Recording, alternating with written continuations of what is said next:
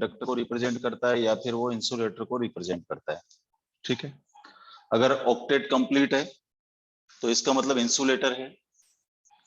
Octet complete नहीं है, unpaired electron से आउटर मोस्ट ऑर्बिट में, और हमेशा अगर फ्री इलेक्ट्रॉन है क्रिस्टल में, इसका मतलब क्या हुआ कि वो कंडक्टर है। और यदि आउटर मोस्ट ऑर्बिट किसी एटम की हाफ फिल है, हाफ फिल का मतलब क्या हो गया, सेमीकंडक्टर है। हाफ फिल का मतलब आउटर मोस्ट ऑर्बिट में 4 इलेक्ट्रॉन। ठीक, जैसे सीजियम और नहीं, जर्मेनियम और सिलिकॉन। सीजियम और रूबिडियम तो उसमें बताया था मैंने फोटो इलेक्ट्रिक इफेक्ट में, ध्यान से देखो जरा। ठीक, सेमीकंडक्टर्स के बारे में बताया था मैंने आपको। मैंने क्या ये भी बताया था कि सेमीकंडक्टर्स में एनर्जी बैंड्स होते हैं। सेमीकंडक्टर्स में नहीं, सब में ही होते हैं एनर्जी बैंड। तो हम बोलते हैं एनर्जी बैंड्स इन सॉलिड्स। और एनर्जी बैंड्स इन सॉलिड्स का मतलब क्या हुआ कि जब कोई क्रिस्टल बनता है, क्रिस्टल बनता है इसका मतलब एटम पास आते हैं। एटम पास आते हैं तो उनके आउटर मोस्ट ऑर्बिट एक दूसरे के ऊपर ओवरलैप करते हैं। ओवरलैप करके दो नए एनर्जी लेवल बनाते हैं। एक पुराने वाले के ऊपर होता है और दूसरा पुराने वाले के नीचे होता है। इस स्ट्रक्चर को हम क्या बोलते हैं, बैंड बोलते हैं। ठीक है, इसका मतलब सॉलिड्स में एनर्जी बैंड होते हैं। अब जो वैलेंसी बैंड है उसके कोरिस्पोंडिंग वैलेंसी एनर्जी बैंड होता है। ठीक है, अगर थर्ड लेवल है तो थर्ड एनर्जी बैंड होता है। सेकंड लेवल अगर ओवरलैप करते हैं तो सेकंड एनर्जी बैंड होता है। फर्स्ट लेवल ओवरलैप करते हैं तो फर्स्ट एनर्जी बैंड होता है। ठीक, तो जो आउटर मोस्ट ऑर्बिट है वैलेंसी बैंड, उसके कोरिस्पोंडिंग क्या होता है, वैलेंसी एनर्जी बैंड होता है। इसको अपन वैलेंसी बैंड बोलते हैं। एक और अलाउड बैंड होता है जो हमेशा जनरली खाली रहता है, उसको कंडक्शन बैंड बोलते हैं। कंडक्शन बैंड और वैलेंसी बैंड, इन दोनों के बीच का जो एनर्जी डिफरेंस है उसको हम डेल्टा ईजी बोलते हैं। डेल्टा ईजी क्या होता है, ईसी माइनस ईवी। इसको हम फॉरबिडन एनर्जी गैप बोलते हैं। और फॉरबिडन एनर्जी गैप ये शो करता है कि फॉरबिडन एनर्जी गैप इन दोनों के बीच में डिसाइड करता है कि जो सब्सटेंस है उस वो सेमीकंडक्टर है, कंडक्टर है या फिर इंसुलेटर है। राइट, फिर मैंने आपको बताया था कि in the case of the insulators जो फॉरबिडन एनर्जी गैप होता है बहुत ज्यादा होता है, लगभग 5 इलेक्ट्रॉन वोल्ट, उससे भी ज्यादा। इसका मतलब आउटर मोस्ट ऑर्बिट में कोई इलेक्ट्रॉन नहीं होते। कंडक्टर के केस में वैलेंसी बैंड और कंडक्शन बैंड एक दूसरे पर ओवरलैप करते हैं, इसमें हमेशा ही फ्री इलेक्ट्रॉन होते हैं। और तीसरा जो सेमीकंडक्टर्स होते हैं उनमें एनर्जी बैंड, वो फॉरबिडन एनर्जी गैप होता है, लेकिन उसकी वैल्यू जो होती है वो लगभग 1.1 इलेक्ट्रॉन वोल्ट के आसपास होती है। ठीक है, सीजियम और रूबेडियम ऐसे दो सब्सटेंस हैं जिनके लिए इसकी वैल्यू कम होती है। जर्मेनियम के लिए बताया था मैंने 0.71 या 72 लिख सकते हो, कोई फर्क नहीं पड़ता। सिलिकॉन के लिए 1.1 इलेक्ट्रॉन वोल्ट होता है।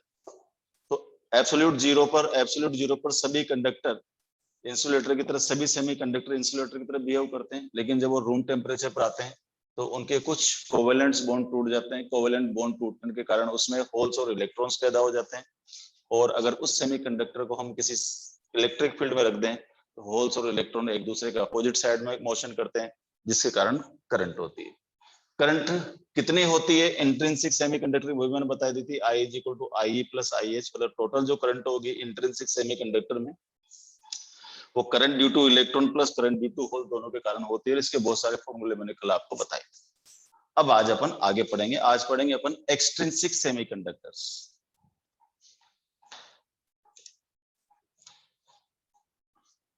एक्सट्रिंसिक सेमीकंडक्टर की जरूरत क्यों होती है, ये भी मैंने कल आपको बताया था कि रूम टेम्परेचर पर या नॉर्मल टेम्परेचर पर इंट्रिंसिक सेमीकंडक्टर की कंडक्टिविटी बहुत कम होती है।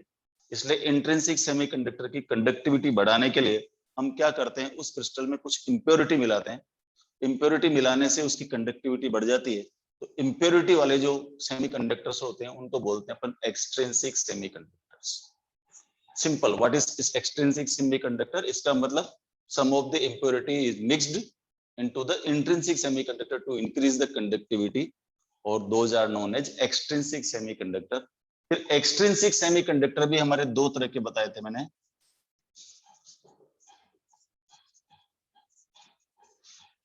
extrinsic semiconductors दो तरह के होते हैं, एक होते हैं N टाइप और दूसरे होते हैं P टाइप। दो तरीके के बनाते हैं। दो तरीके क्यों बनाते हैं उसके पीछे भी रीजन है, मैं आगे बताऊंगा। एन टाइप सेमीकंडक्टर बनाने के लिए देखो, हम क्रिस्टल पर अगर गौर करें, मैंने बताया था आपको कि कोई भी जर्मेनियम या सिलिकॉन क्रिस्टल क्योंकि जर्मेनियम की आउटर मोस्ट ऑर्बिट में 4 इलेक्ट्रॉन्स होते हैं और ये 4 इलेक्ट्रॉन्स होने के कारण ये अपने नेबरिंग 4 जर्मेनियम एटम के साथ में कोवेलेंट बॉन्ड बनाता है और ये क्रिस्टल इस तरह का होता है। अब इसके अंदर अगर मैं कोई पेंटावेलेंट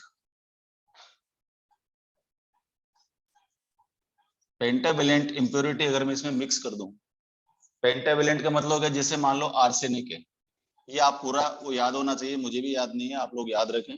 आर्सेनिक वाला जो लाइन होती है क्या क्या होता है उसमें, मेरे ख्याल से आर्सेनिक होता है, इंडियम होता है और बोरोन भी होता है क्या? नहीं, arsenic, indium,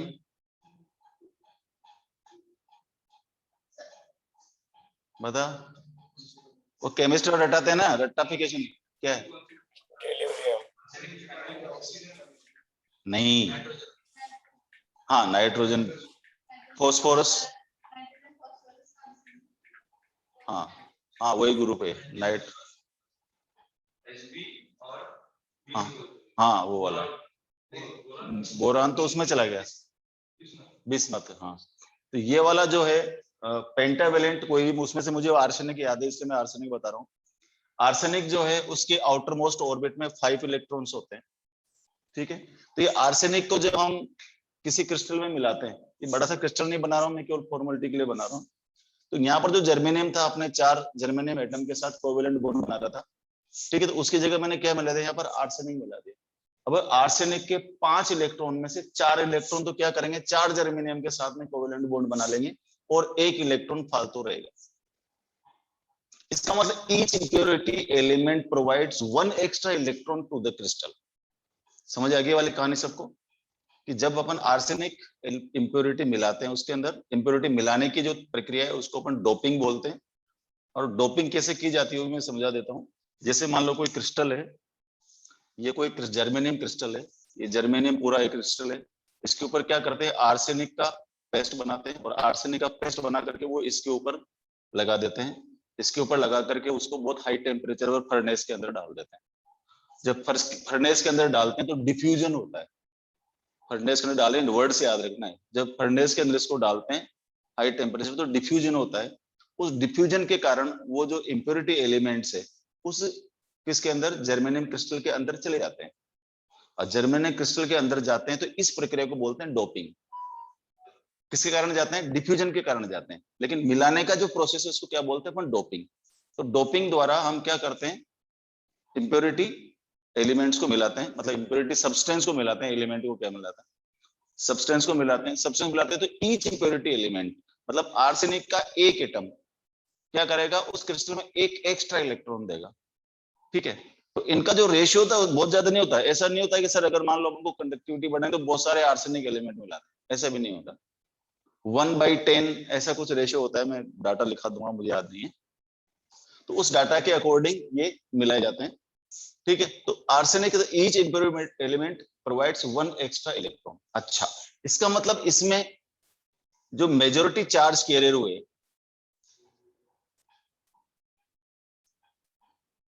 majority charge carrier क्या हो जाएंगे, इलेक्ट्रॉन्स। अब समझना ध्यान से देखो, एक और बात, सीबीएसई में एक बार क्वेश्चन आया था कि ये जो बन गया ये एन टाइप सेमीकंडक्टर बन गया, क्योंकि इसमें अपन ने पेंटावेलेंट एलिमेंट मिलाया, मतलब पेंटावेलेंट इंप्योरिटी इसके अंदर मिलाने से एन टाइप बन गया, ठीक है। तो अब ये जो एन टाइप क्रिस्टल है, अब इसमें क्या है, मेजोरिटी चार्ज कैरियर क्या है, इलेक्ट्रॉन। तो ये जो क्रिस्टल बनकर के तैयार हुआ, ये पॉजिटिवली चार्ज है या निगेटिवली चार्ज है या न्यूट्रल है? नहीं, गलत जवाब, ये न्यूट्रल है। न्यूट्रल क्यों है समझ, क्योंकि पहले जर्मेनियम क्रिस्टल था। जर्मेनियम क्रिस्टल में क्या थे, एटम्स थे, जर्मेनियम एटम्स थे, और each germanium atoms having equal proton and electron. समझना ध्यान से, हमने यहां पर क्या मिला है, एटम मिला है। इसका मतलब each arsenic element has equal proton and equal electrons. वो अलग बात है कि उसके 5 इलेक्ट्रॉन में से 4 इलेक्ट्रॉन ने तो 4 जर्मेनियम के साथ कोवेलेंट बॉन्ड बना लिए, और each impurity element is providing 1 extra electron to the crystal. इसलिए जितने एलिमेंट मिले उतने ही एक्स्ट्रा इलेक्ट्रॉन क्रिस्टल में मिल गए। तो एक्स्ट्रा इलेक्ट्रॉन किसका काम करेंगे, चार्ज कैरियर का काम करेंगे। तो यहां पर जो मेजोरिटी चार्ज कैरियर होंगे क्या होंगे, इलेक्ट्रॉन। अच्छा, लेकिन ये क्यों भूलते हैं अपन कि ये इंट्रिंसिक तो पहले से ही है। रूम टेम्परेचर पर ये जो एन टाइप है ये रूम टेम्परेचर पर है ना, इसका मतलब इंट्रिंसिक तो है ही ना।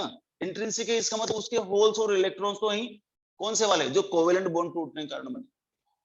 तो वो जो इलेक्ट्रॉन है वो इनके साथ काम आ जाते हैं, और जो वो होल्स हैं उनको क्या बोलते हैं फिर वहां पर, माइनॉरिटी चार्ज कैरियर्स।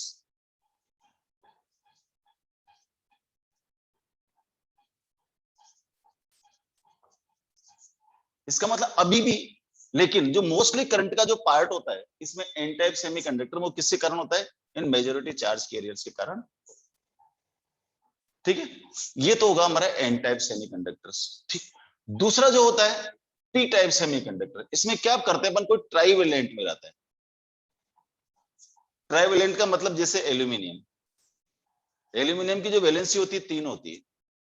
ठीक है, अब हम क्या करेंगे, जैसे ही एक एल्यूमिनियम मिलाएंगे तो ये एल्यूमिनियम के जो 3 इलेक्ट्रॉन्स हैं, ये 3 इलेक्ट्रॉन्स क्या करेंगे, 3 जर्मेनियम एटम के साथ में अपने कोवेलेंट बॉन्ड बना लेंगे। लेकिन एक जगह खाली रह गई, एक जर्मेनियम एटम के लिए एल्यूमिनियम के पास में एक इलेक्ट्रॉन एक्स्ट्रा नहीं है।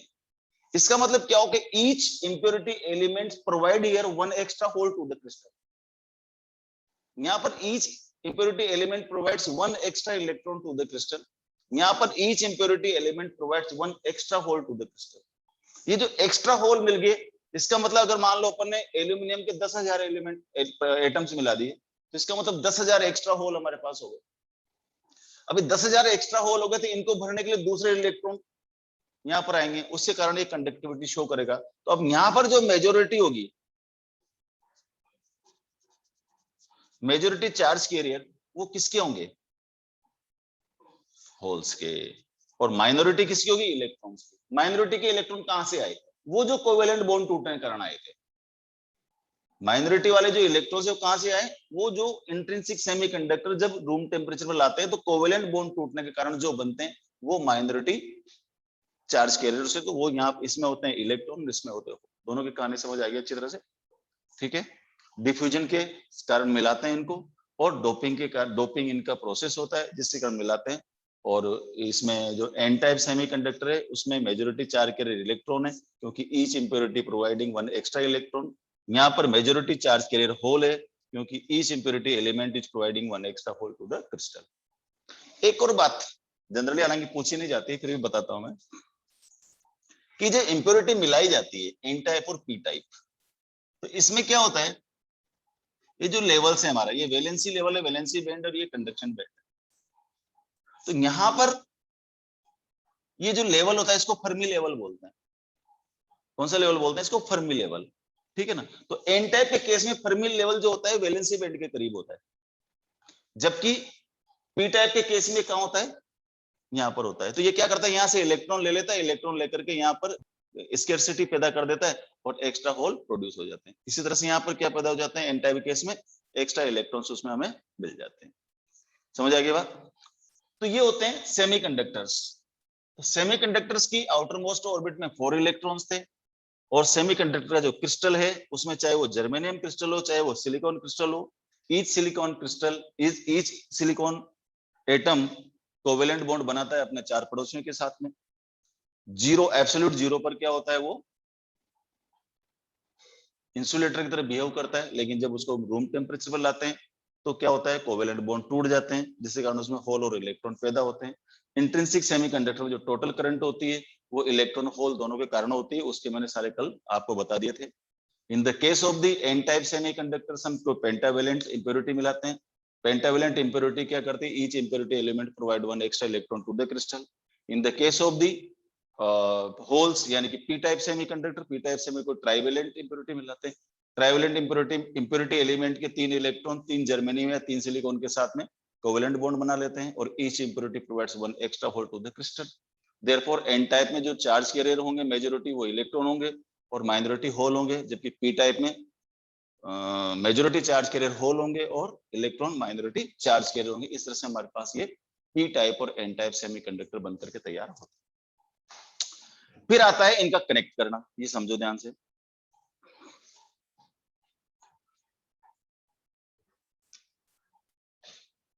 देखो अब हमारे पास दो तरह के सेमीकंडक्टर्स के पी टाइप और एन टाइप। तो अब जो बनाते हैं अपन उसको बोलते हैं अपन पीएन जंक्शन, और पीएन जंक्शन का ही दूसरा नाम डायोड है। डायोड कोई एक्स्ट्रा चीज नहीं है, डायोड क्या है, एक तरह का पीएन जंक्शन ही है। अब पीएन जंक्शन बनाने के लिए हम ऐसा नहीं करते कि भाई एक पी टाइप का लिया और एक एन टाइप लिया, उनको जोड़ दिया।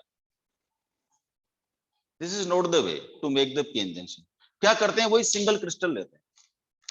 एक क्रिस्टल लिया अपने, चाहे जर्मेनियम का क्रिस्टल है या फिर वो सिलिकॉन का क्रिस्टल है, उसमें क्या करते हैं, एक तरफ का पार्ट में पेस्ट बनाएंगे ट्राइवेलेंट का, ट्राइवेलेंट का पेस्ट बना करके आधे भाग में लगा देंगे, पेंटावेलेंट का पेस्ट बना करके इसके आधे भाग में बना देंगे, और फिर इसको फर्नेस में डाल देंगे।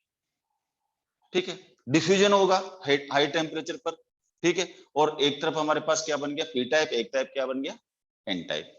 तो वो ऐसा नहीं होता कि अपन वेट करते हैं फिर अपन उनको बाहर निकालने के बाद में कुछ मंत्र पढ़ेंगे जब वो आगे पढ़ेंगे, नहीं, वो जैसे बन करके तैयार होता है। क्या होता है समझो ध्यान से, यहाँ समझने की चीज है। मान लो पी टाइप सेमीकंडक्टर या N type semiconductor. P type semiconductor का मतलब क्या हो गया कि इसमें एक्स्ट्रा होल्स है,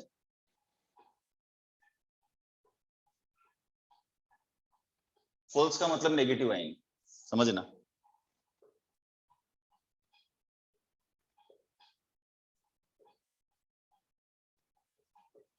ठीक है, इसी तरह से अच्छा यहां पर ऐसा नहीं कि यहां पर वो माइनॉरिटी चार्ज के लिए माइनॉरिटी चार्ज कैरियर भी है कुछ, ये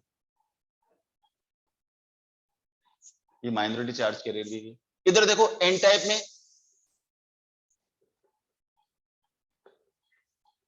ये क्या है, माइनॉरिटी चार्ज कैरियर्स, नहीं सॉरी, यहां पर मेजॉरिटी चार्ज कैरियर्स क्या है, इलेक्ट्रॉन। ठीक है भाई, ये पोजीशन है बनने से पहले की।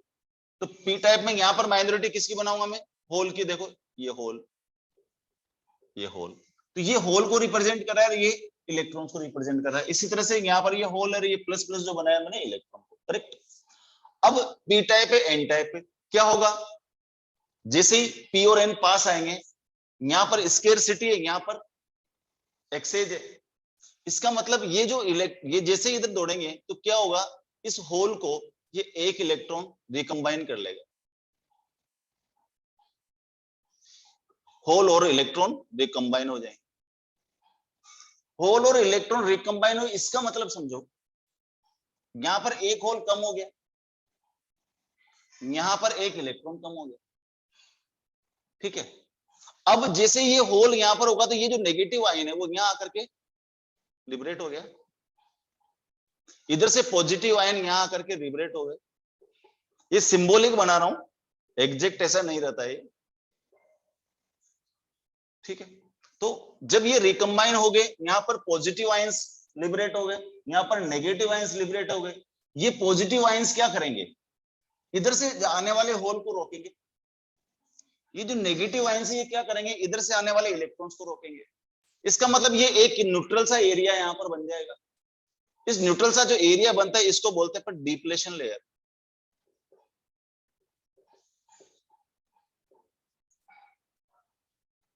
समझे ना, जब ये पी टाइप ये एन टाइप, इसके कौन होल्स, इसके कौन इलेक्ट्रॉन्स, ये आकर के रिकंबाइन होते हैं।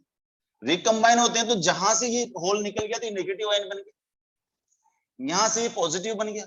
ये जो पॉजिटिव चार्ज यहां पर जमा हो गया, नेगेटिव चार्ज यहां पर जमा हो गया। ये पॉजिटिव चार्ज क्या करेगा, इधर को होल्स को नहीं आने देगा क्रॉस करके, ये नेगेटिव क्या करेगा, इसको नहीं आने का। तो यहाँ पर एक न्यूट्रल सा एरिया बन जाता है।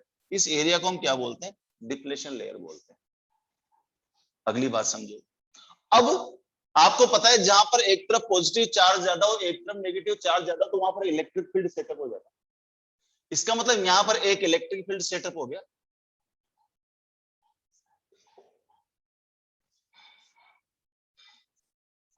इस इलेक्ट्रिक फील्ड का डायरेक्शन किधर है, प्लस से माइनस की तरफ।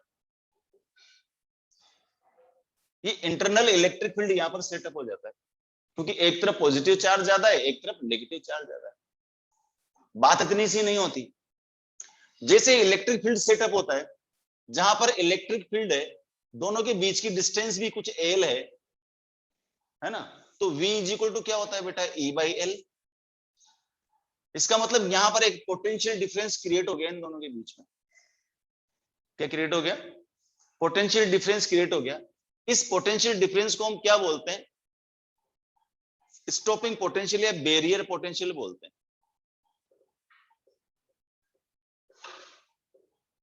क्या बोलते हैं इसको, बैरियर पोटेंशियल। ठीक है, इसकी जो लगभग वैल्यू होती है ये होती है 0.5 बाई 1 माइक्रोन का मतलब 10⁻⁻⁶। तो ये हो गया 5 × 10⁻⁶ वोल्ट।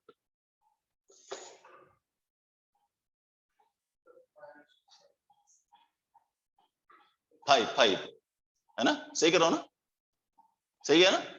हाँ, इतना वोल्ट पर मीटर बोलो या V इज इक्वल V यहां पर हमारे पास सेटअप हो जाता है।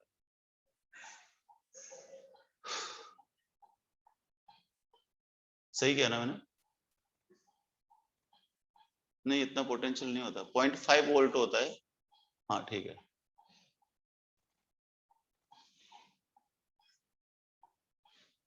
हाँ ये पोटेंशियल हो गया। और मान लो इलेक्ट्रिक फील्ड चाहिए तो इस तरह मल्टीप्लाई करके निकाल देंगे। पर मैंने डाटा सही लिखा ना, गलत तो नहीं लिखा। 0.5 वोल्ट होता है, E is equal to V into L। 1 micron इसकी रेडियस, तो बिल्कुल सही है। ठीक है, तो ये एक्स्ट्रा यहाँ पर क्या हो गया हमारे पास वोल्टेज से, तो इसको बोलते हैं बैरियर पोटेंशियल। बैरियर का काम क्या है, होल्स को इलेक्ट्रॉन्स की तरफ, इलेक्ट्रॉन्स को होल्स की तरफ आने से रोकना। इस तरह से एक जंक्शन बनकर के तैयार होता है। ये डाटा एक बार चेक कर लो, कहीं मैंने गलत तो नहीं लिखा। ठीक है, चलो, तो इस तरह से ये पीएन जंक्शन बनकर के तैयार हो जाता है। इस पीएन जंक्शन का नाम ही डायोड है।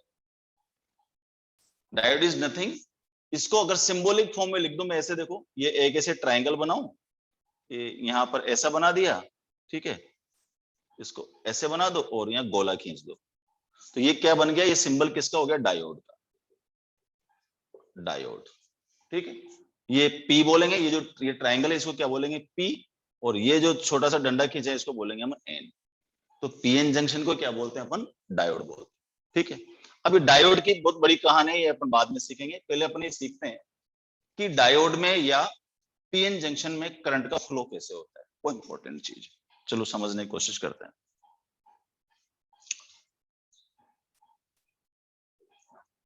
ऑपरेशन ऑफ डायोड, उसको बोलते हैं अपन ऑपरेशन ऑफ डायोड,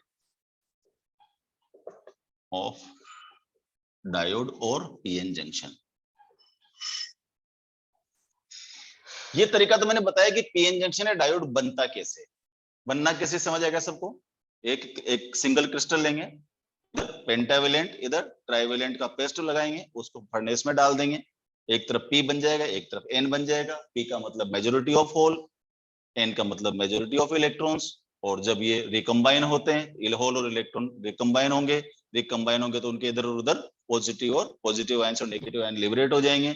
लिबरेट हो जाएंगे तो डिप्लेशन लेयर बन जाएगी, डिप्लेशन लेयर बन जाएगी तो क्या होगा, ये न्यूट्रल एरिया बन जाएगा। अब एक तरफ पॉजिटिव आयन है, एक तरफ नेगेटिव आयन है, प्लस माइनस है, इलेक्ट्रिक फील्ड सेटअप हो जाएगा। इलेक्ट्रिक फील्ड है तो पोटेंशियल बैरियर है, वो पोटेंशियल बैरियर की वैल्यू क्या होती है, एक बार पूछी थी नीट में इसलिए बताया। ठीक है, उसके बाद में इसमें करंट का फ्लो कैसे होगा ये समझो। अब करंट का फ्लो इसमें दो तरीके से होता है। पहला तरीका है उसको बोलते हैं अपन फॉरवर्ड बायस।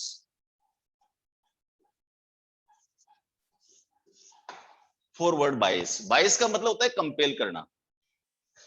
ठीक है ना, एक तो जैसे आई टीच और एक बोलूं आई हैव टू टीच, दोनों में फर्क है ना।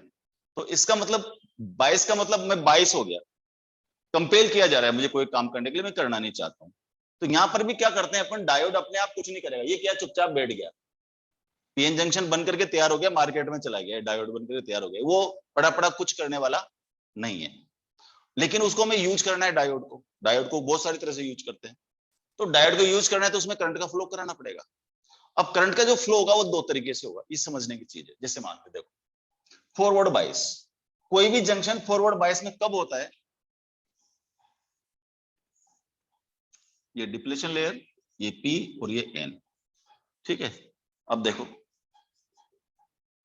P में होल्स, अब मैं होल्स को ऐसे बनाऊंगा, minority electrons, electrons minority holes. ठीक है, जब पी को पॉजिटिव से और एन को नेगेटिव से, जब पी को बैटरी के पॉजिटिव टर्मिनल से और एन को बैटरी के नेगेटिव टर्मिनल से कनेक्ट किया जाता है, तो इसको बोलते हैं कि डायोड जो है वो किसमें, फॉरवर्ड बायस में। डायोड फॉरवर्ड बायस में कब होगा, जब पी को हम पॉजिटिव से कनेक्ट करें और एन को नेगेटिव से कनेक्ट करें। जैसे इसको अपन कनेक्ट करते हैं, देखो क्या क्या कहानी होती है, समझो ध्यान से। ये हटा दो ना,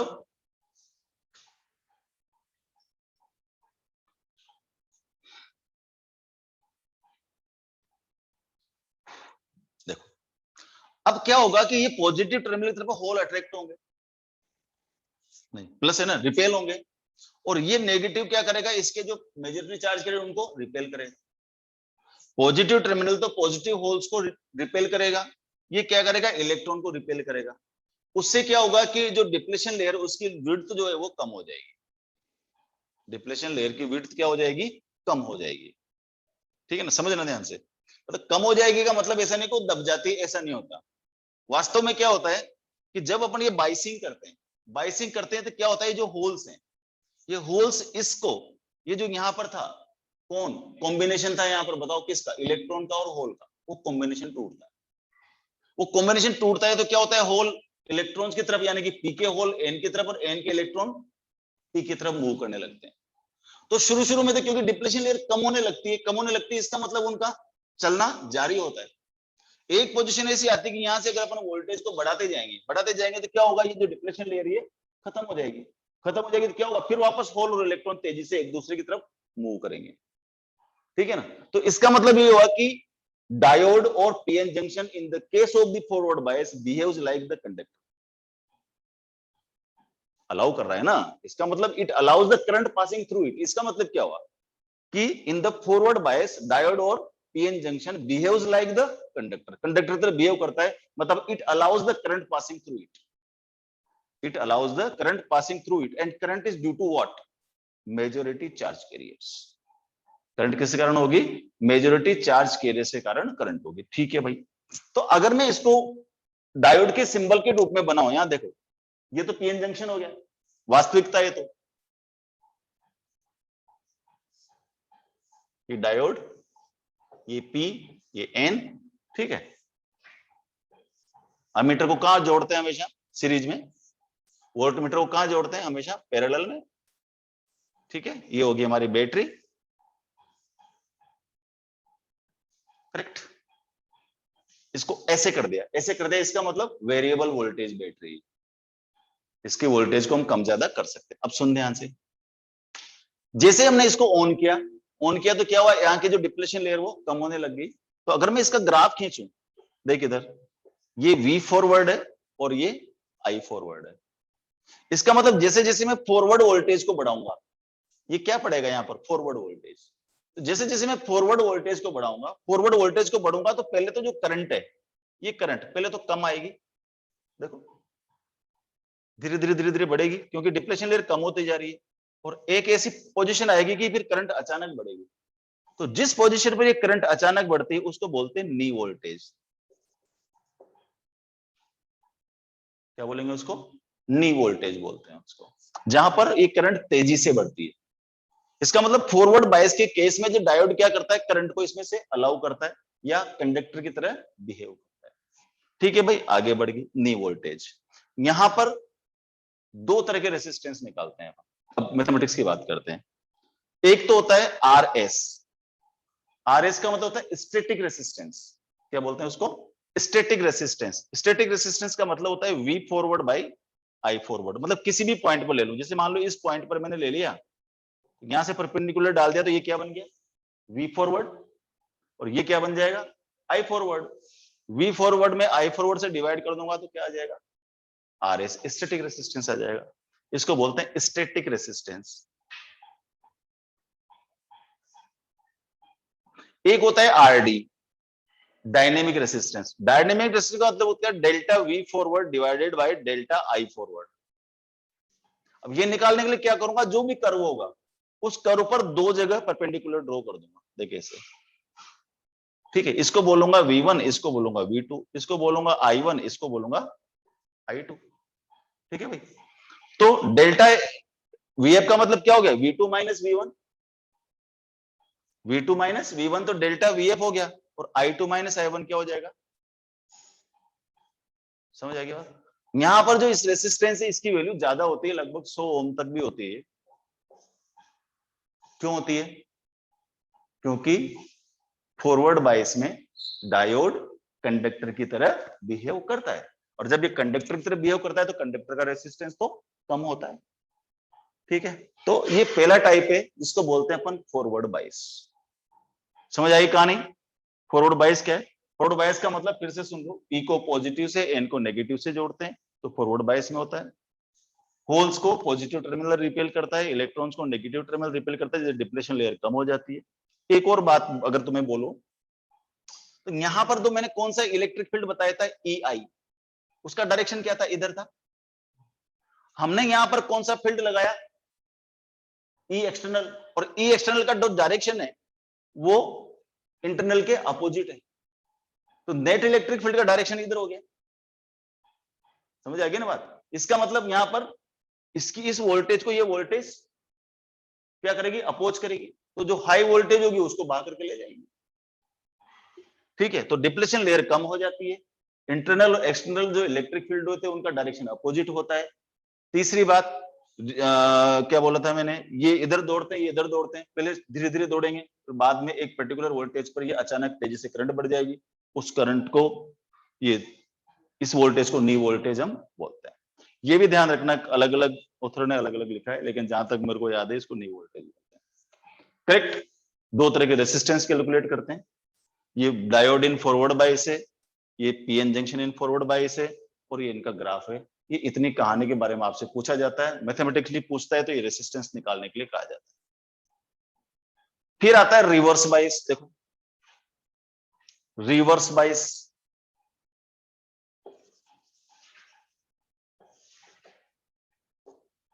जब पीएन जंक्शन रिवर्स बायस में होता है तो क्या होता है, देखो पी को नेगेटिव से और एन को पॉजिटिव से जोड़ते हैं। फॉरवर्ड में पी को पॉजिटिव से एन को नेगेटिव से जोड़ते हैं, रिवर्स बायस में पी को नेगेटिव से जोड़ते हैं और एन को पॉजिटिव से जोड़ते हैं। अब क्या होगा बेटा, पी के जो होल्स हैं they will be attracted towards the negative terminal of the battery, इसके जो electrons will be attracted towards the positive terminal of the battery. इसका मतलब डिप्लेशन लेयर इंक्रीज हो जाएगी, डिप्लेशन लेयर इंक्रीज हो जाएगी, बढ़ जाएगी। एक बात। दूसरी बात, अब देखो EI और E एक्सटर्नल दोनों सेम डायरेक्शन में, दोनों सेम डायरेक्शन में। इसका मतलब अब ये किसकी तरफ बिहेव करेगा, नॉन कंडक्टर की तरफ बिहेव करेगा, इंसुलेटर की तरफ बिहेव करेगा। और इन the case of the reverse bias, diode does not allow the current passing through it because it behaves like the insulator और द नॉन कंडक्टर। ठीक है, यहाँ की कहानी आप समझ ही गए। यहां से इसके बैटरी के टर्मिनल को उल्टा कर दो, बाकी ऐसे कैसे ही रहेगा। पहले यहाँ पर प्लस माइनस था, अब ये माइनस इधर हो जाएगा, प्लस इधर हो जाएगा, वो सिंबॉलिक में कोई फर्क नहीं पड़ता। अगर मैं इसका ग्राफ की बात करूं तो ग्राफ कैसा आएगा, देखो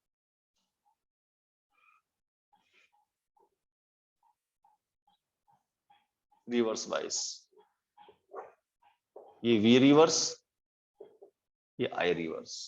ठीक है,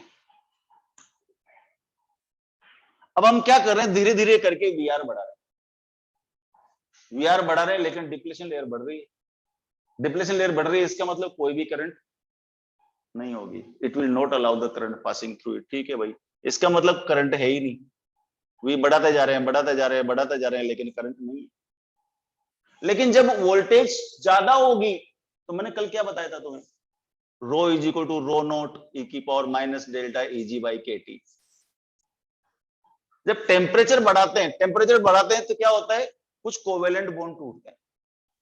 फॉरवर्ड बायस में जो करंट का फ्लो हो रहा था वो किस कारण हो रहा था, मेजॉरिटी चार्ज कैरियर के कारण। अब यहां पर जब वोल्टेज इंक्रीज करेंगे तो क्या होगा, यहां पर एक माइन्यूट सी करंट दिखाई देगी कुछ, इसका मतलब हुआ कि कुछ कोवेलेंट बॉन्ड टूट गए, जो वो धीरे धीरे इसको क्रॉस करके आगे जा रहे हैं, आगे जा रहे हैं, तो उसमें फिर हमें कोई माइन्यूट सी करंट दिखाई देती है। ठीक है। फिर वोल्टेज बढ़ाते जा रहे हैं, हल्की सी डिस्प्लेसमेंट करंट जो माइनॉरिटी चार्ज करंट बढ़ाती जाती है। फिर अचानक क्या होता है कि ये एक साथ जो वोल्ट मीटर अमीटर के जो पॉइंटर होते हैं खट से ऐसे जाके लगते हैं। आप लोगों ने प्रैक्टिकल कभी किया नहीं ना, सब प्रैक्टिकल है सिलेबस में तुम्हारे। तो वो जो पॉइंटर, वो उसकी जो अमीटर की सुई हिलती भी नहीं है, मतलब 3 वोल्ट 4 वोल्ट 5 वोल्ट 8 वोल्ट तक तो हिलती भी नहीं है। फिर जरा सी इतनी सी हिलती है, इसका मतलब ये हल्की सी करंट दिखाई देती है।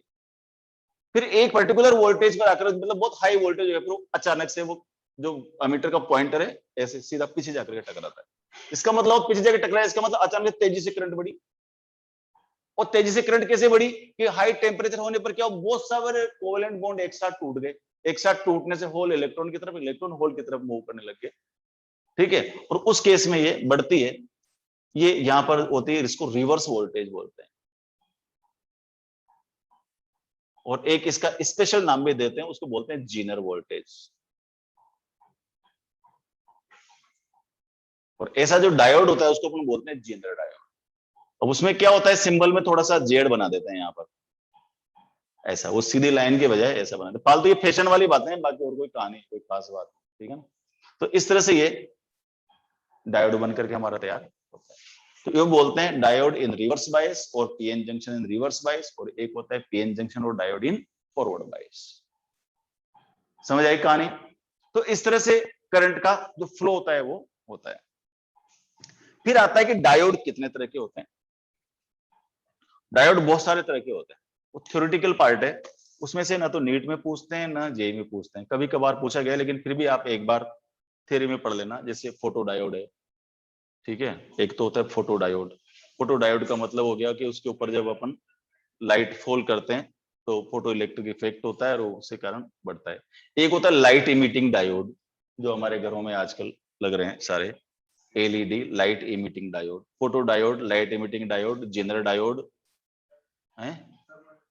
हाँ, हाँ वो थर्मोनिक इमिशन के कारण, थर्मोनिक इमिशन मतलब हीट बढ़ाओ तो वहां से इलेक्ट्रॉन का इमिशन चालू हो जाएगा।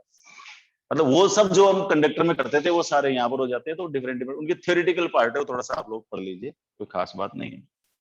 फिर आता है इसमें मेन कि डायोड का यूज कैसे होता है। एक तो 4-5 तरह के यूज तो हुए जो होते हैं। एक होता है diode as rectifier.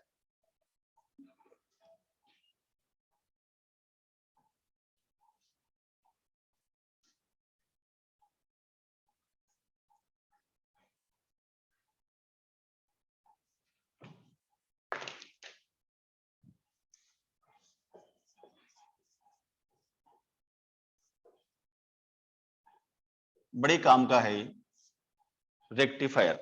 What is rectifier? Rectifier क्या करता है, जो एसी सिग्नल्स हैं उनको डीसी सिग्नल्स में कन्वर्ट करता है। रेक्टिफायर क्या करता है, एसी को डीसी में कन्वर्ट करता है। तो device which is used to convert the AC signal into DC signal is known as rectifier. और रेक्टिफायर कोई अलग से डिवाइस नहीं है। रेक्टिफायर क्या होता है, एक सिंपल डायोड होता है। डायोड को रखने का तरीका होता है, उससे अपन क्या करते हैं, रेक्टिफायर बनाते हैं। तो diode as rectifier. Diode as rectifier भी दो तरह का होता है। एक होता है हाफ वेव रेक्टिफायर और एक होता है फुल वेव रेक्टिफायर। दो तरह के होते हैं, half wave and full wave. कैसे रहते हैं मैं समझाता हूं। पहले बात करते हैं कि हाफ वेव रेक्टिफायर कैसा रहता है।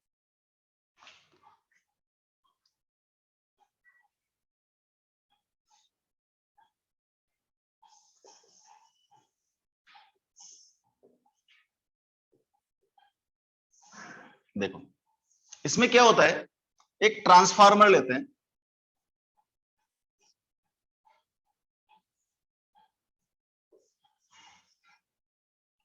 ये ट्रांसफार्मर है। ट्रांसफार्मर की दो कॉइल होती है, आप लोग जानते हो, ये प्राइमरी कॉइल है और ये सेकेंडरी कॉइल है। ठीक है, इस प्राइमरी कॉइल के साथ क्या लगाते हैं अपन, एसी सोर्स लगाते हैं। इसका मतलब जो इनपुट है वो क्या है, एसी। ठीक है, सेकेंडरी कॉइल का जो एक सिरा है S1, इसको S2 मान लो, इसको P1, इसको P2 मान लो। S1 के साथ अपन क्या करते हैं, एक डायोड कनेक्ट कर देते हैं D, ठीक है। तो डायोड का ये जो P है वो किससे जुड़ रहा है, S1 से। डायोड का N और S2, इन दोनों को हम क्या करते हैं, एक जगह कॉमन कर देते हैं। समझ आएगा, इसको कॉमन कर दो, या डायरेक्ट जरूरत नहीं कॉमन करने की, इसमें तो सीधा ले आओ ये लो, और ये लोड लगा दो, ये बल्ब जोड़ दिया, कोई भी एक लोड हो यहां पर जोड़ दो। अब देख सुनो कहानी क्या होगी। एसी सिग्नल का मतलब क्या हुआ, इधर देखो, एसी वेव है। एसी का फर्स्ट हाफ साइकिल पॉजिटिव होता है, सेकंड हाफ साइकिल नेगेटिव होता है, पॉजिटिव नेगेटिव पॉजिटिव नेगेटिव। तो ये तो क्या है, इनपुट एसी। ये देखो, ये डायोड से पास होने वाला सिग्नल। अब जैसे ये वाला सिग्नल आया, कहां से कहां तक, 0 से लेकर के T/2 तक का, 0 से लेकर T/2 तक का सिग्नल जैसे यहां पर एसोसिएट होगा, तो P किससे जुड़ गया, पॉजिटिव से, N किससे जुड़ गया, नेगेटिव से। जब P पॉजिटिव से जुड़ता है, N नेगेटिव से जुड़ता है, तो डायोड कौन से बायस में होता है, फॉरवर्ड बायस में। और फॉरवर्ड बायस में डायोड क्या करता है, करंट को अलाउ करता है। इन the case of the forward bias, diode allow the current passing through it. इसका मतलब इस सिग्नल को क्या करेगा, ये बाहर निकाल देगा। बाहर निकाल दे तो देखो यहां से सिग्नल इस डायोड से बाहर आ गया। अब क्या, ये दूसरा साइकिल आया, कहां से कहां तक, T/2 से लेकर T तक। जब T/2 से 2 तक का जो साइकिल है वो यहां पर आएगा, तो अब S1 क्या हो जाएगा, ये क्या हो गया, जब S1 नेगेटिव है, इसका मतलब P नेगेटिव से जुड़ गया। P नेगेटिव से जुड़ गया तो कौन सा बायस हो गया, रिवर्स बायस। और रिवर्स बायस में diode behaves like the non conductor, does not allow the current passing through it. इसका मतलब इस केस में यहां से करंट को पास होने नहीं देगा। इसका मतलब हमारा सिग्नल खत्म हो गया। फिर जो तीसरा सिग्नल आया उसको अलाउ कर देगा, चौथे को अलाउ नहीं करेगा, पांचवें को अलाउ कर देगा। इसका मतलब केवल जो वेव है, इस वेव के हाफ वेव का रेक्टिफिकेशन करेगा, इसलिए इसको क्या बोलेंगे, हाफ वेव रेक्टिफायर। समझ आ गया, ठीक है ना, कि इस जो एसी सिग्नल के जो फर्स्ट हाफ साइकिल्स हैं, उन सारे साइकिल्स को तो ये पार कर देता है, क्योंकि उस केस में डायोड किस में होता है, फॉरवर्ड बायस में होता है। और फॉरवर्ड बायस में डायोड क्या करता है, करंट को पास होने देता है, कंडक्टर की तरह बिहेव करता है। लेकिन जब सेकंड हाफ साइकिल आते हैं, तो सेकेंडरी कॉइल का S1 नेगेटिव हो जाता है। नेगेटिव हो जाने से डायोड रिवर्स बायस हो जाता है, और रिवर्स बायस में diode does not allow the current passing through it. इस तरह से केवल हाफ वेव का ही रेक्टिफिकेशन होता है। और करंट का जो फ्लो है, देखने की बात है, करंट का जो फ्लो है दोनों ही केस में केवल ऊपर से नीचे की तरफ हो रहा है। इसका मतलब ये एसी से किस में कन्वर्ट हो गया, डीसी में कन्वर्ट हो गया। क्योंकि डीसी जो करंट है उसका जो मैग्नीट्यूड है वो कांस्टेंट रहता है, हालांकि इसका जो मैग्नीट्यूड है वो कांस्टेंट नहीं रहता। देखो ये जो मिलता है हमें कैसा मिला, यहां से बढ़ रहा है फिर कम हो रहा है, बढ़ रहा है कम हो रहा है। जो डीसी करंट होती है उसका ग्राफ ऐसा होता है। ये वाली जो करंट है फ्लक्चुएशन वाली करंट आती है, लेकिन डीसी आती है, फ्लक्चुएशन आता है लेकिन डीसी आती है। फिर इसको अपन क्या करते हैं, जो फिल्टर्स होते हैं, कुछ एल फिल्टर होता है, सी फिल्टर होता है, एलसी फिल्टर होता है, उन फिल्टर से फिर इस करंट को पास करके फिर हम क्या करते हैं, उसके मैग्नीट्यूड को कांस्टेंट कर देते हैं। वो बाद की कहानी है। एक होता है फिर फुल वेव रेक्टिफायर। देखो फुल वेव रेक्टिफायर में क्या होगा, अब यहां क्या करेंगे, एक डायोड और लगा देंगे। देखो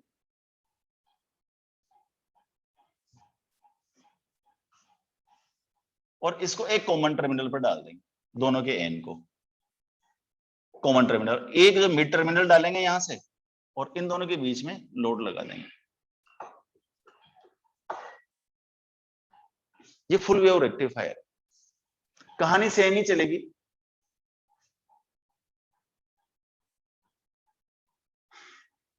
अब दो डायोड है हमारे पास,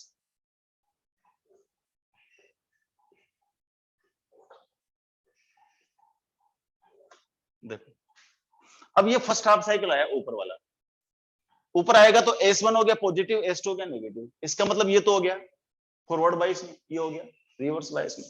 तो पहले साइकिल को कौन निकाल देगा, डायोड D1 निकाल देगा। तो output from D1, output from D1 करूंगा तो ये सिग्नल को ये निकाल देगा। और देख डायरेक्शन, करंट यहां से आई, ठीक है, यहां गई, ए से बी की तरफ जा रही है। ठीक है, दूसरी बात देख, अब ये सेकंड हाफ साइकिल आएगा, सेकंड हाफ साइकिल आएगा तो अब ये पॉजिटिव हो गया और ये नेगेटिव हो गया, अब ये रिवर्स में हो गया और ये फॉरवर्ड में। इसका मतलब डायोड D2 क्या करेगा, इसको दूसरे सिग्नल को निकाल देगा। तो डायोड D1 से, ये देखो ये वाला जो सिग्नल है, ये डायोड D2 निकाल देगा। इसलिए सारे जो ऊपर वाले सिग्नल है उनको तो कौन निकाल देगा। अच्छा सुनो, डायोड D2 से जब वेव आएगी, देखो यहां से करंट आ रही है, यहां से कहां जा रही है, ऊपर, ऊपर से A से B की तरफ। तो दोनों ही केस में ये वाला जब सिग्नल आएगा वो भी ऊपर आएगा, ये वाला सिग्नल आएगा वो भी ऊपर आएगा।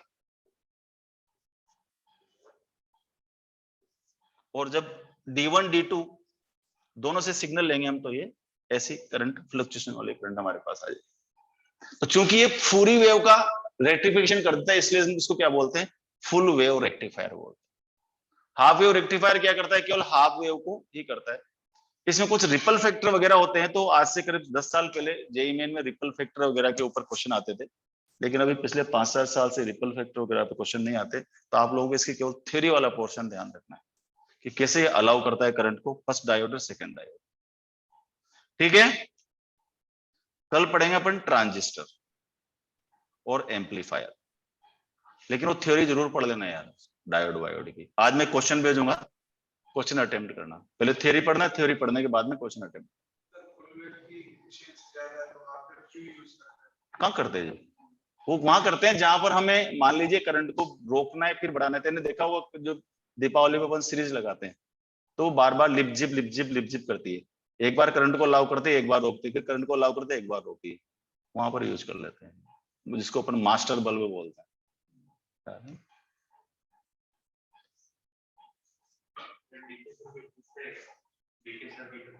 डीके नहीं आते यार, लेकिन फिर भी देख लेंगे, अगर अपन कुछ करना है तो कर लेंगे।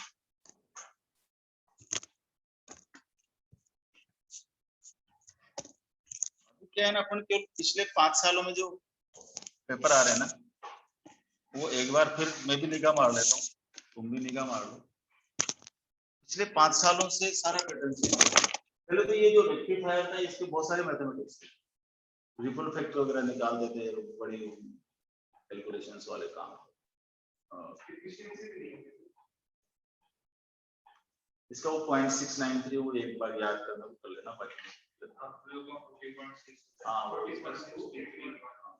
वो डाटा जरूर इसका याद कर लेना, कभी कभी थ्योरेटिकली आता है इसमें से पार्ट, तो वो डाटा में भेजता हूँ आज। कल इसका एम्पलीफायर और ट्रांजिस्टर।